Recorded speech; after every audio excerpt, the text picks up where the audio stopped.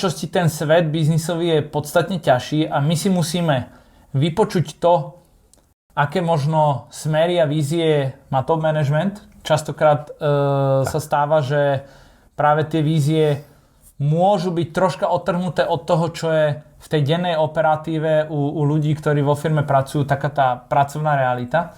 Takže musíme si vypočuť aj ten level zamestnancov, ktorí naozaj každodenne zvádzajú tie bitky na tom pracovnom poli a vlastne tú víziu sa snažia naplniť, ale majú na to možno troška iný pohľad. A toto celé ešte sklbiť s aktívnym vypočutím zákazníka, že čo vlastne ten zákazník skutočne chce a za čo chce vlastne zaplatiť peniaze.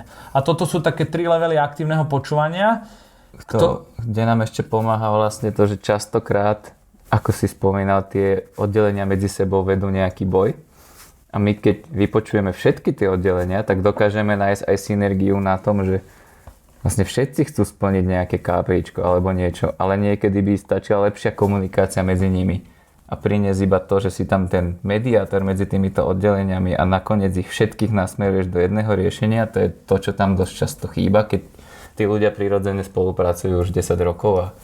Ty si otvoril jednu takú tému, ktorá sa mi strašne páči. Asi